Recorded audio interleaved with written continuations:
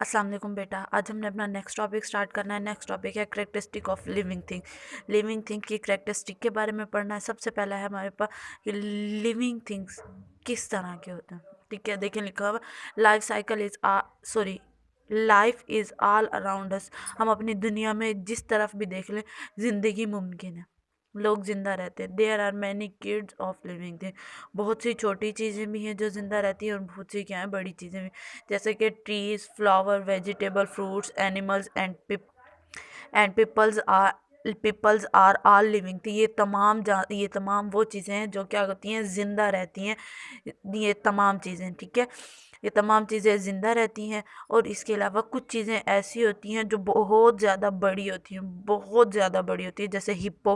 Hippo आपने देखा होगा, एलिफेंट। ये वो चीज़ें हैं जो बहुत ज़्यादा बड़ी होती हैं। और कुछ चीज़ें ऐसी होती हैं जो बहुत ज़्यादा छोटी होती हैं, स्मॉल अमाउंट में होती हैं, जो हमें माइक्रोस्कोप के ज़रिए नज़र नहीं आ रही होती।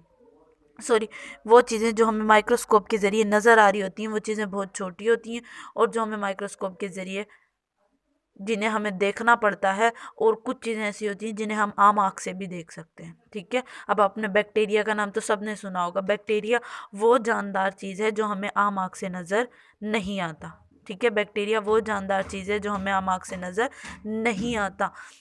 आज हमने जो पढ़ना है अपना उसके बाद नेक्स्ट टॉपिक है cell. The first characteristic of living thing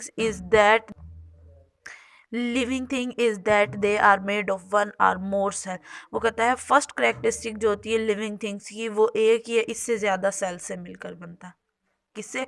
एक या इससे ज़्यादा, एक से ज़्यादा, या दो हो सकता है, या वो तीन हो सकता है, या वो चार हो सकता है। ठीक है, अब जो सबसे छोटी जानदार है, सबसे छोटा जानदार है, वो है बैक्टीरिया। क्या है?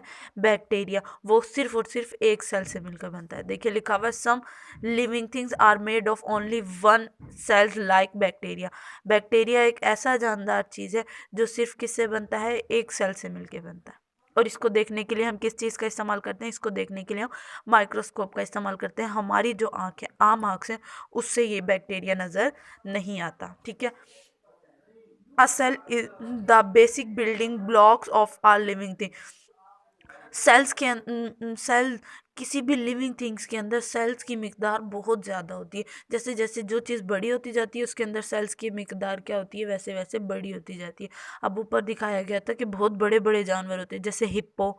आजकल के जो बहुत बड़े जानवर हैं वो हिप्पो, एलिफेंट, ये हैं। इनके अंदर सेल्स की मिकदार जो होती है वो बहुत ज़्यादा होती है। आप लोग सोच भी नहीं सकते जितनी इसके अंदर सेल की मिकदार होती है। इसी तरह से ह्यूमंस है, इंसान है। इंसान में भी क्या होता है, इनकी तादाद क्या होती है, बहुत ज़्यादा होती है, ट्रिलियंस होती है।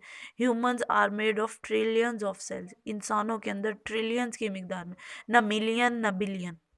ठीक है, मिलियंस की मिकदार में भी नहीं होती, बिलियंस की मिकदार में भी नहीं होती, जबकि सेल्स की मिकदार ट्रिलियंस में होती है, यानी कि बहुत ज़्यादा मिकदार में पाया जाता है। डिफरेंट लिविंग थिंग्स है डिफरेंट नंबर ऑफ सेल।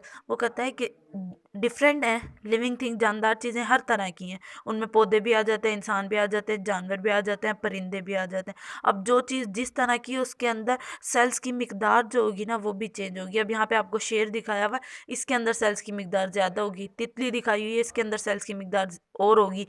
इस यहाँ पे आपको चिड़िया दिखाई हुई है, इसके अंदर सेल की मिकदार और होगी। ह्यूमंस दिखाए हुए हैं, इनके अंदर आपके सेल की मिकदार क्या होगी? चेंज होगी। हर किसी के अंदर सेल्स की मिकदार क्या होती है? डिफरेंट होती है। अब ये आज हमने यही टॉपिक पढ़ना था। अब इससे रिलेटेड जितने भी टीचर ने आपको क्वेश्चन करवाए हुए हैं, ठीक है, इससे रिलेटेड टीचर ने जितने भी आपको क्वेश्चन करवाए हुए हैं उनमें से 2 क्वेश्चन, ठीक है, उनमें से कितने क्वेश्चन? 2 क्वेश्चन आपने अपने होमवर्क पे करने हैं। समझ आ गई? 2 क्वेश्चन आपने अपने होमवर्क पे करने। होमवर्क आप सबका नीट एंड क्लीन होना चाहिए। समझ आ गई? नीट एंड क्लीन होना चाहिए, और सैटरडे वाले दिन आप अपना होमवर्क सर साहब को सबमिट करवाओगे। अल्लाह हाफिज़।